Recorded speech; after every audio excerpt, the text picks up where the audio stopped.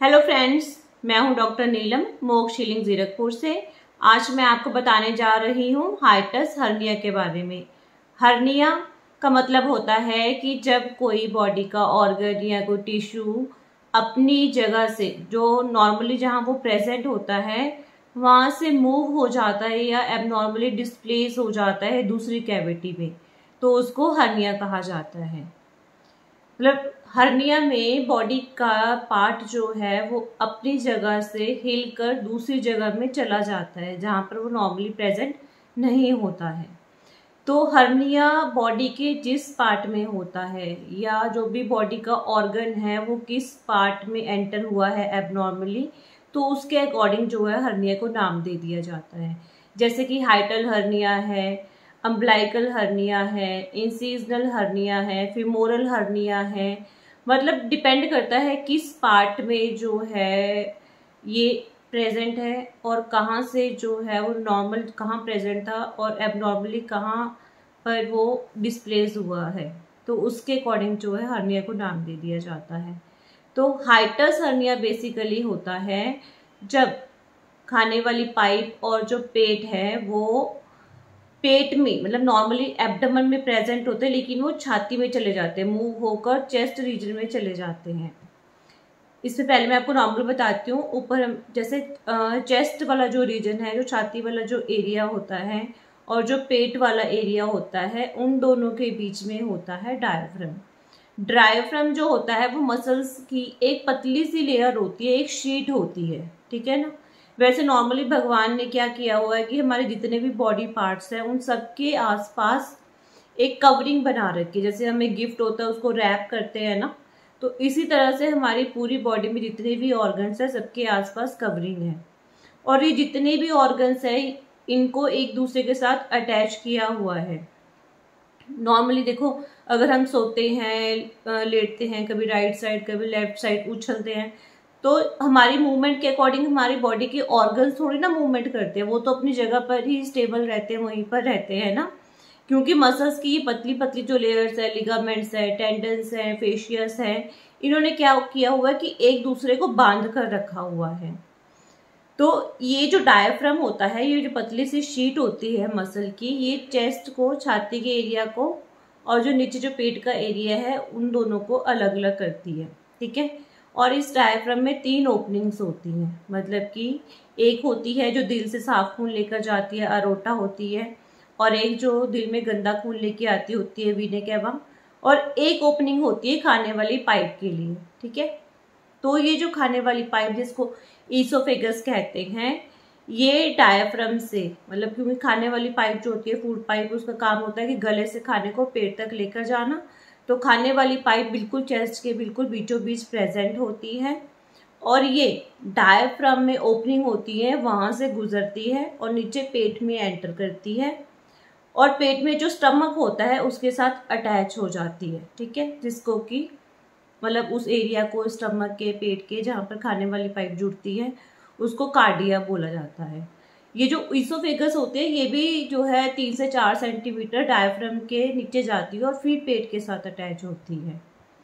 और इस डायफ्राम का जो है रोल रहता है, जैसे ही हम लोग सांस लेते हैं, इनहेल करते हैं, एक्सहेल करते हैं, तो डायफ्राम भी ऊपर और नीचे को मूव करता है और इससे जो है ब्रीदिंग में हेल्प मिलती है। और इसके साथ साथ जैसे वॉमिटिंग आती है या डिफिकेशन है, मोशन पास करने में या यूरिन पास आउट करने में, पेशाब करते टाइम या मल त्याग करते टाइम जो है डायफ्राम का रोल होता है। और दूसरा ऐसा भी होता है जैसे खाना जो है खाने वाली पाइप से पेट में एंटर हो जाता है, तो खाने वाली पाइप और पेट के बीच में स्फिंक्टर होता है। मतलब एक तरह से एक ओपनिंग होती है, एक दरवाज़ा बना होता है, स्फिंक्टर। खाना खाने वाली पाइप से पेट में चला जाता है तो ये स्फिंक्टर जो है क्लोज हो जाता है, बंद हो जाता है, ताकि जब पेट में डाइजेशन हो तो ये एसिड ऊपर खाने वाली पाइप में ना आए। तो इस स्फिंक्टर को बंद करने में, क्लोज करने में जो डायफ्राम होता है, तो इसका भी रोल रहता है। इसकी भी जो मसल्स है, इसकी मूवमेंट जो है वो इस तरह से होती है कि ये उस ओपनिंग को बंद रखती है ताकि खाना जो है पेट से खाने वाली पाइप में ना आए, ठीक है। अब होता क्या है कि जो ये ओपनिंग है, ये हाइटस है, ठीक है, ये जो है रिलैक्स हो जाता है, ओपन हो जाता है और ऐसा होने के जो मेन बेसिक रीज़न होता है वो एक तो होता है कि मसल्स जो हैं वो वीक हो गई हैं, है ना, और दूसरा होता है प्रेशर। अगर पेट में ज़्यादा प्रेशर हो जाए, पेट का जो एब्डोमिनल प्रेशर है वो इंक्रीज़ हो जाए और चेस्ट का जो प्रेशर है वो कम हो जाए, तो उसकी प्रेशर की वजह से जो पेट का ऑर्गन है वो प्रेशर जो है उसको पुश करेगा, उसको धक्का मारेगा ना ऑर्गन को, तो प्रेशर की वजह से जो पेट में एब्डोमेन में जो प्रेजेंट ऑर्गन्स होते हैं वो मूव होकर ऊपर को चले जाते हैं, इस हाइटस से, इस ओपनिंग से चेस्ट रीजन में एंटर हो जाते हैं, जिसको कि हम हाइटस हर्निया बोल देते हैं।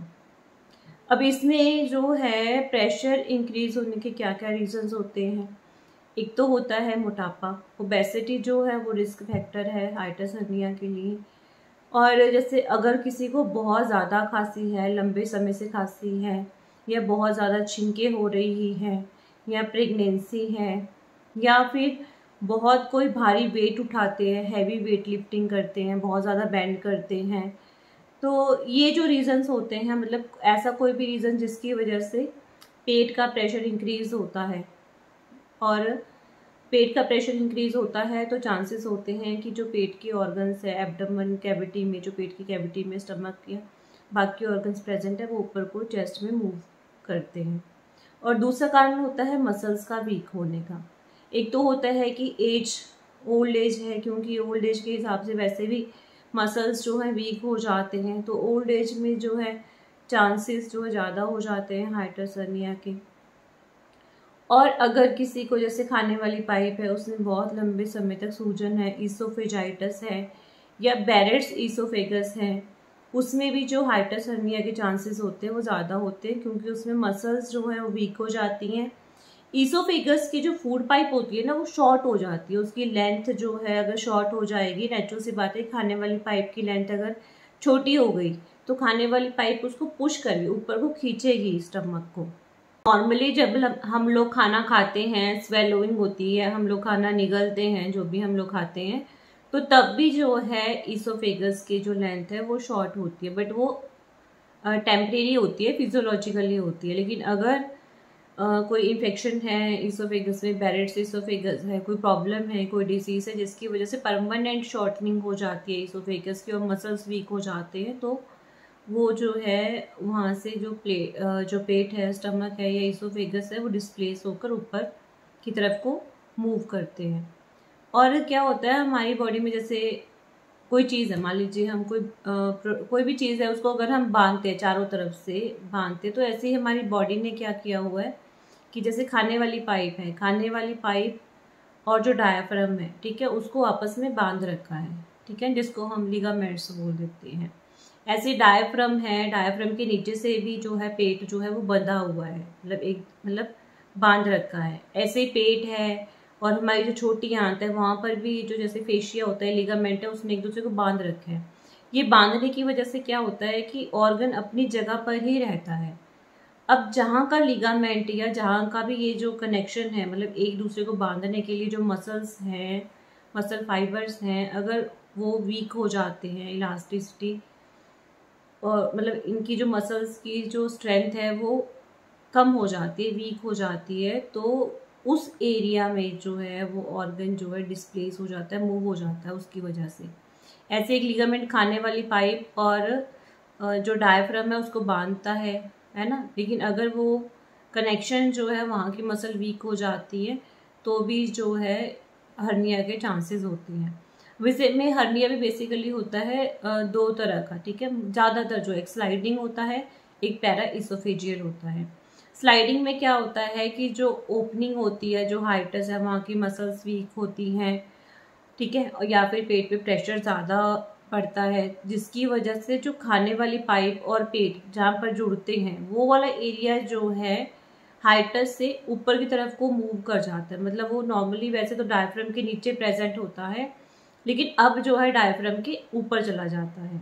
तो 95% केसेस में तो यही वाला हर्निया होता है, स्लाइडिंग वाला, जिसमें कि खाने वाली पाइप और पेट जहाँ पर जुड़ते हैं वो मूव होकर चेस्ट में ऊपर को आ जाता है, वो वाली चीज़, ठीक है। और दूसरा होता है para oesophageal hernia.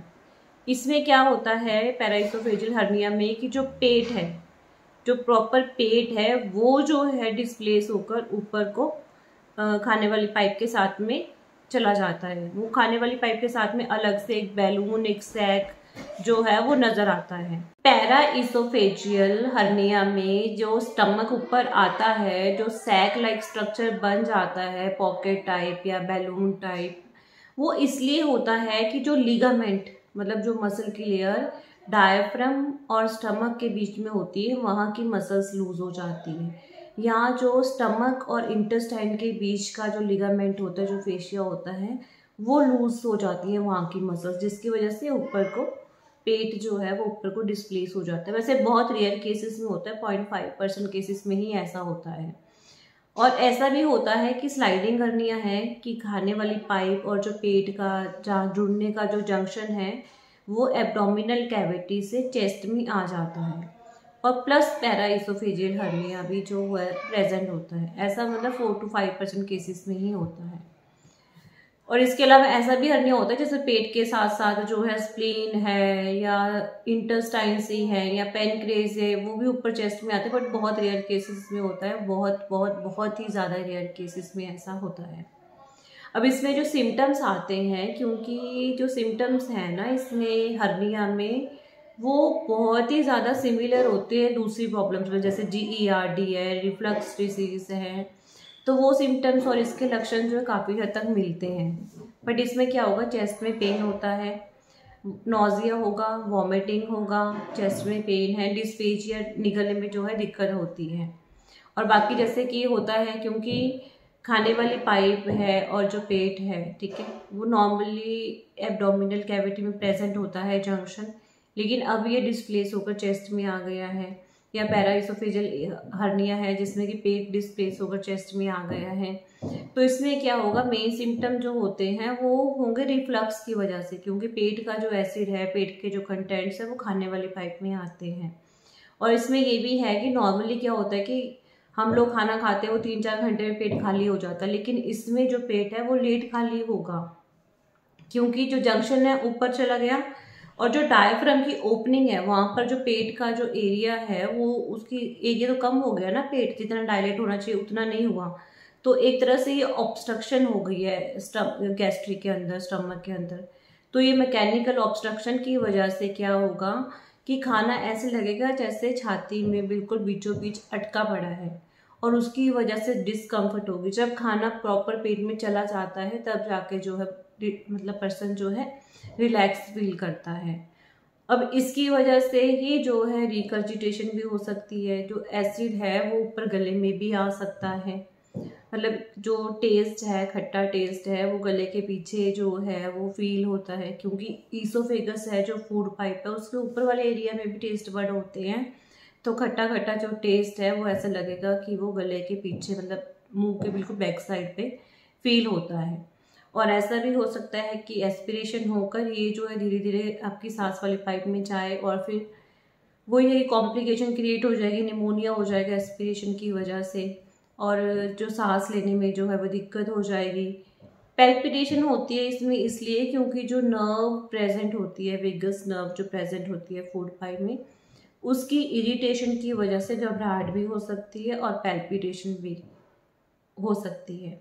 Lower oesophageal sphincter की जो मसल्स होती हैं वो भी वीक होती हैं, मतलब वो जो लोअर इसोफेजियल स्फिंक्टर होता है जो खाने वाली पाइप और पेट के बीच में जो ओपनिंग होती है वो प्रॉपरली जो है क्लोज नहीं होती, मतलब रिलैक्स रहती है, थोड़ी सी ओपन रहती है। इसकी वजह से भी जो है रिफ्लक्स होता है, और जिसकी वजह से जो रिफ्लक्स वाले जो सिम्टम्स हैं वो आते हैं, प्रेजेंट होते हैं हाइटस हर्निया वाले पेशेंट्स में। अब इसमें जो है स्मोकिंग भी एक रिस्क फैक्टर है, मोटापा है, तो इसमें जो टेस्ट है वो ये कि एक्सरे है, सिटी स्कैन है, एंडोस्कोपी है, गैस्ट्रोस्कोपी है। जो स्लाइडिंग हर्निया होता है उसमें CRP भी जो है वो इंक्रीज हो सकता है। बाकी इसमें वही है कि जैसे खाना खाकर एकदम से जो है नहीं लेटना चाहिए, और खाने की अपनी जो हैबिट्स है कि बहुत पेट भर के नहीं खाना चाहिए। बाकी तो डाइट फैक्टर्स है, उनको अगर आप ठीक करेंगे, अपने लाइफस्टाइल को ठीक करेंगे तो इम्प्रूवमेंट तो आ ही जाता है। बाकी मेडिसिन्स की रिक्वायरमेंट तो होती ही है अगर आपने इसको परमानेंटली जो है वो क्योर करना है। तो हाइटस हर्निया के बारे में अगर फिर भी आपकी कोई क्वेरी है तो आप मुझे कॉल कर सकते हैं, व्हाट्सएप कर सकते हैं। Thank you.